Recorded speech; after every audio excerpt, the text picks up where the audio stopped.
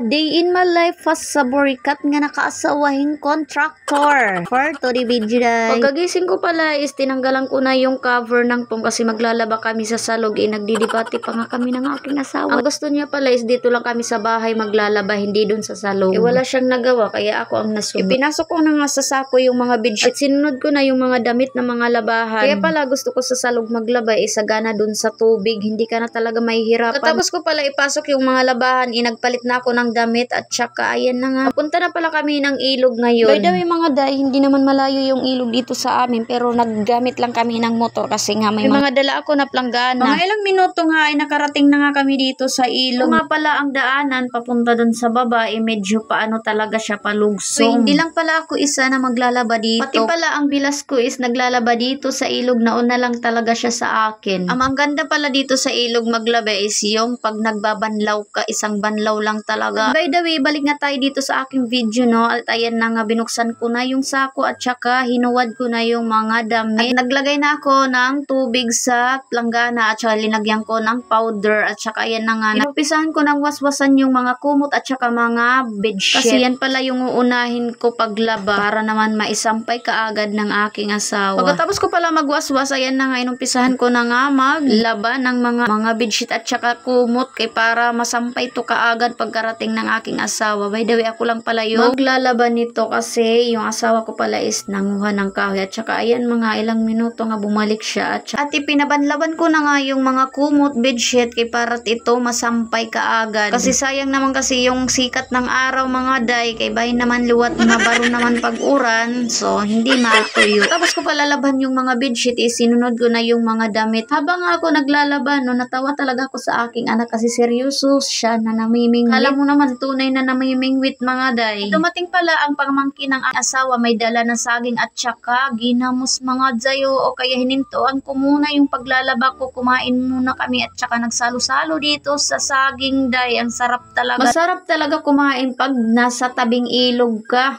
At saka ayan na nga mga day no, nang maubos na nga yung saging nakulangan pa yung buntis, kawawa naman. Nakaon. Tapos arag mo sa isa kay duha na hirangan ng kaon. Man, ubos ba no? Laban din mura yung naman ding. Pag mga mata.